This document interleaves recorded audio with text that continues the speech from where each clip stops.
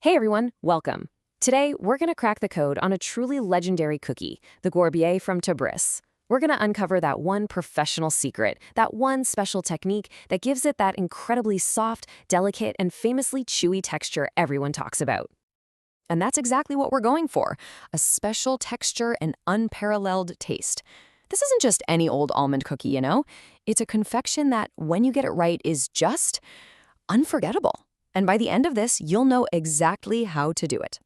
So let's start with the legend itself. Qurabiya is one of the most authentic and really beloved sweets from the city of Tabriz, a place that's already famous for its incredible food. This cookie is a total staple in high-end confectionaries there, and for a very, very good reason. Okay, so our mission today is pretty clear. We want to replicate that exact professional quality. We're not aiming for just a simple, homemade version. No. We want the real deal, the kind of qurabiya that has this delicate outside and that signature chewy, almost nougat-like bite inside. All right, let's talk ingredients. And you might be surprised at just how simple the list is. The real magic here isn't in a long list of fancy items. It's all in the technique. So, at the heart of it all, 300 grams of blanched, finely powdered almonds. This is what gives it that rich, nutty flavor and that super delicate structure. Next up, we've got 200 grams of powdered sugar. Now, this isn't just for sweetness. It's absolutely crucial for creating that classic chewy texture we're obsessed with. And finally, the binder. Just 3 egg whites. These are the key to the cookie's lift and its really unique consistency. And believe it or not, that's it for the main ingredients. Of course, we have to add those classic aromatics, right? A little rosewater, cardamom, and vanilla for that beautiful fragrance. And then for the finishing touch, some slivered almonds, crushed pistachios, and a sprinkle of coarse sugar. Perfect. Okay, time to build our foundation. This first stage is all about creating a perfectly smooth base. You gotta get this right because everything that comes next depends on it. First things first, you're gonna process the powdered almonds and the powdered sugar together until they become one fine, uniform paste. This step is so important to avoid any grainy texture later on. Then you'll mix in your egg whites and those flavorings until the batter is completely smooth and consistent. All right, here we go. This is it. We are now at the single most important part of this entire recipe. This is the secret, you guys, that separates a regular homemade cookie from a professional-grade qurabiya. So what is the secret to that incredible chewiness? Well, it's not a fancy ingredient. It's a very specific, very clever heating technique that all the professional confectioners use. It's called dag zaden. It literally translates to something like heat treating. And what it is a process of gently heating the batter to completely dissolve those sugar crystals into the egg whites. This is what thickens the mixture and develops that signature chewy, almost sticky texture. This is the magic.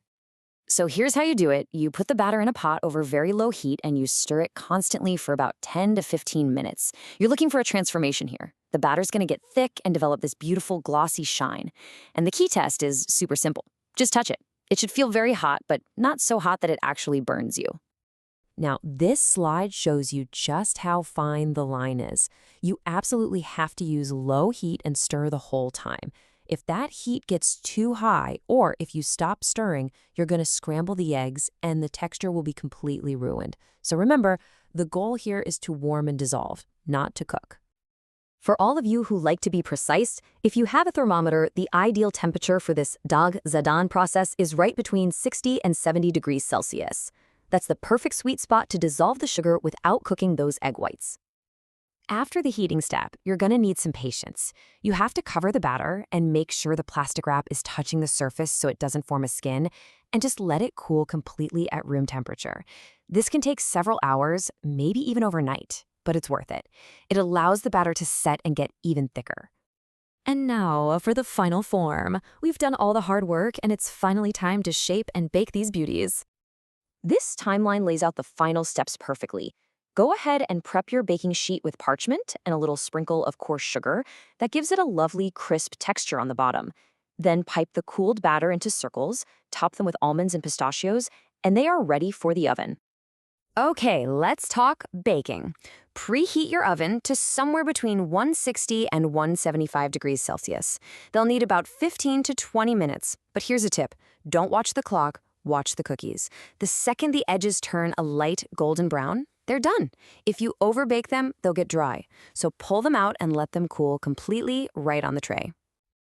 And now, after all that careful work, after mastering the confectioner's secret, let's take a look at that perfect bite. And there it is, the perfect Qurabiya.